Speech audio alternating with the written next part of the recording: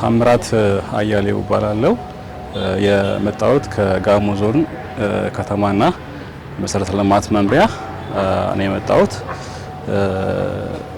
ወደዚህ አካባቢ የመጣ ነው ሀገራዊ ለውጡን ተከትሎ የኮሪደር ልማት በትላልቅ ከተሞች በዋና ዋና ከተሞች እንደተጀመረ ይታወቃል። እንደኛም ከተማ ደግሞ እንደኛም አካባቢ ከ2015 ጀምሮ የተሰራ የሚገኝ ሲሆን እንደዚህ አካባቢ ደግሞ ከዘንድሮ ዓመት ጀምሮ የገጠር መንደር ወይም የገጠር ከተማ የገጠር ቀበሌ ኮሪደር ልማት ስራዎች የዚህ የተሰሩ እንደነበረ መረጃ ደርሶን የልምድ ልውውጥ ለመውሰድ ነው የመጣ ነው። ከዚህም ልምድ ልውውጥ በርካታ ነገሮችን አግኝተናል። ለምሳሌ አመራሩ ከማህበረሰቡ ጋር በጣም ተቀራርቦ መስራቱን እንደገናም ደግሞ ማህበረሰቡም ኮሪደር ልማቱን በጣም በሚገባ እንደሚፈልገው ከላይ የሚወርዱ ነገሮችንም ደግሞ ተቀብለው ወደ መሬት ለማውረድ ከአመራሩ ጋር በጣም እጅና ጓንት ሆነው እየሰሩ እንዳለ ራይቶፌ ላይ ያሉ ንብረቶችን ከአትክልት ከአጥር ከቤቶች ጀምሮ ሰው ፈቃደኛ ሆኖ ደስተኛ ሆኖ ያነሳበትና ለኮሪደር ልማት ስራው ምቹ ሁኔታና መደላደል የፈጠሩበትን ስራ በሚገባ ተመልክተናል። ይህንን ደግሞ ወደኛ ከተሞች በተለይ ወደ ታዳጊ ትንንሽ ከተሞች አካባቢ እንዴት መስራት አለብን የሚለውን ነገር ከላይ እስከታች እንዴት ማውረድ አለብን የሚለውን ነገር በሚገባ ተሞክሮ ወስደናል። እሱንም እዛ ሄደን በጋራ ከማህበረሰቡ ጋር ከአመራር ጋር ተግባራዊ ማድረግ እንችላለን ማለት ነው። እሺ፣ አመሰግናለሁ። ስሜ ደረጃ አዋሽ ይባላል። ከመጣ ነው ከደቡብ ኢትዮጵያ ክልል ከጋሞ ዞን ከብርብር ከተማ አስተዳደር የማዘጋጃ ቤታዊ አገልግሎት ስራ አስኪያጅ ነኝ፣ ባለሙያም ነኝ እና እዚህ የመጣንበት ዋና ዓላማ እኛ ከተማ አዲስ በማደግ ላይ ያለች ከተማ ስለሆነች ተመሳሳይ አይነት እድገት ፈልገን ፈጣን እድገት ላይ ወይም ፈጣን ለውጥ ላይ ያለችውን ከተማ ማነች ከሚለው አንቀል የዞኑ አስተዳደር በመረጡትና በጋይድ ባረጉን መሰረት ከነጌሌ አርሲ ልምድ ልውውጥ ለማድረግ ነው የመጣ ነው። በመምጣታችንም በጣም ደስተኞች ነን። ያየነውም ነገር በጣም ለኛ ሳቢ አስተማሪ ሆኖ አግኝተናል። ጋይድ ማፕም ሆኖ አግኝተናል። ስለዚህ ዝም ብሎ ወረቀት ላይ ወይ ዲዛይን ላይ ብቻ ያለ ነገር ሳይሆን መሬትን ማስነካት እንዴት ይቻላል የሚለውንም ነገር ያየንበት ነው።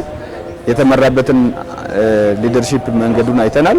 ከዛ በኋላ ህዝቡ ጋር የተፈጠረውን ግንዛቤ ከዛ ከግንዛቤው ቀጥሎ ደግሞ የራሱን አካባቢ ህዝቡ እንዴት ለኮሪደር ስራ ማዘጋጀት እንዳለበትም አይተናልና ይሄን ተሞክሮ የወሰድነው ወደኛ አካባቢ ለማስቀመጥ የማይከብድ መሆኑንም ጭምር አረጋግጠናል። በዚህ ጋር አያይዘን ከተማው አመራር የዞኑ አመራር እዚህ ከመጣን በኋላ ያሳዩትንና ቴክኒካል ነገሮችን ደግሞ ባለሙያዎች በጣም የተማሩ የሰለጠኑ ጎበዝ ልጆች እንዳሉ ከዲዛይን ከማቴሪያል አመራረጥ ከተለያዩ ነገሮች ጀምሮ ያለው ነገር በደንብ አይተናል።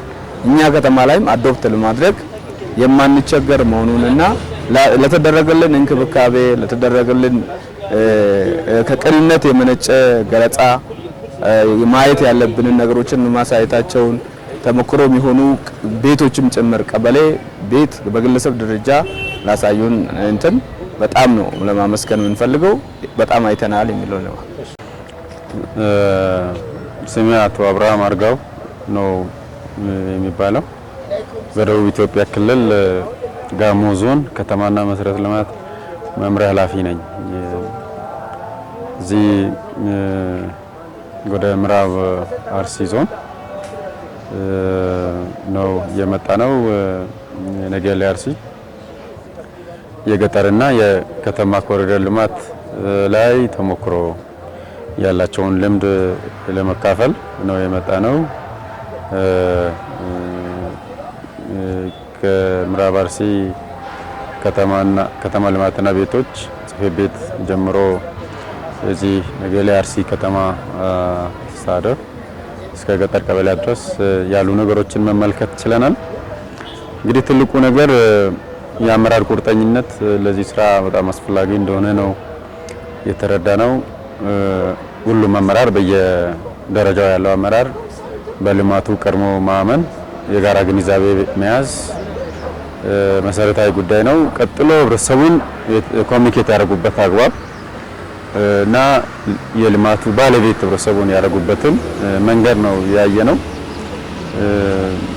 እንግዲህ ኮሪደር ልማቱ ሲሰራ ቀደም ሲል ህብረተሰቡ የገነባው ግንባታ ማፍረስ ይጠይቃል።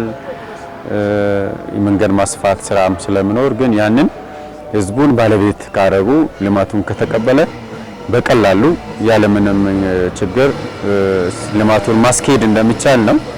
ለዚህ እዚህ አካባቢ ያለው ህብረተሰብ ልማቱ ላይ ተግባባ፣ አመነ።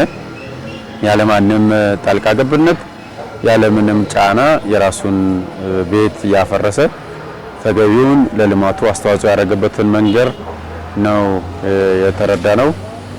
እንደገናም ደግሞ ተግባሩ የተመራበት አግባብ በጣም ትልቅ ትምህርት የወሰድንበት ነው። በየሳምንቱ በሃየር ኦፊሻልስ ደረጃ ይገመገማል፣ አቅጣጫዎች ይቀመጣሉ። በዛ መሰረት ስራዎች ተመርተው ውጤታማ መሆን የቻሉበትን መንገድ ነው ያየነውና እኛም ካየነው ወስደን የጀማመርናቸው ነገሮች አሉ። እንደ አዲስ ልንጀምር አይደለም፣ ግን ተጨማሪ ነገሮችን ወስደን በእኛ ነባራዊ ሁኔታ ምናጠናክረውን አጠናክረን ምናሻሽለውን አሻሽለን ልማቱን እውን ለማድረግ ነው የመጣነውና በዛ ልክ ግንዛቤ ወስደናልና እዚህ አካባቢ ፕላንት ከገባንበት ጊዜ ጀምሮ በጣም ጥሩ አቀባበል ተደርጎልናል።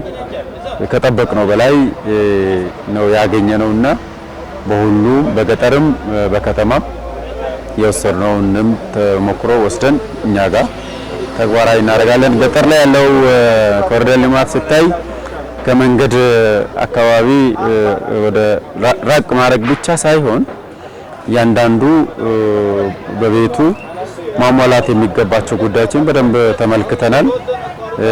ንጹህ ጥሩ መኖሪያ እንዲኖር ማድረግ፣ እንደ ግቢው ላይ የሌማት ትሩፋት ኮንሰፕት እንዲኖር፣ ግሪነሪዎቹ አታክልቱ፣ ፍራፍሬው መኖር እንዳለበት እና ይሄንን ደግሞ ህብረተሰቡን ባለቤት በማድረግ ውጤታማ ያደረጉበትን ያየነውና እኛ ጋርም በቀላሉ ብዙ ሳንቸገር አመራሩን በማግባባት አመራሩ ደግሞ ህዝቡ ጋር ወርዶ ህዝቡ በልማቱ እንዲያምን ግንዛቤ በመፍጠር ባጠረ ጊዜ የተሻለ ስራ ሰርተን ከነሱ ጋር ዳግም ተመልሰን እኛም የተሰራውን ስራ የምናሳይበት እነሱ ጋርም የተጀማመሩ ነገሮች ተጠናክረው ቀጥለው በሆነ ደረጃ ሲደርስ የጋራ ጉብኝትም ለማድረግ ተግባብተናልና በዛ ልክ እንፈጽማለን። አመሰግናለሁ።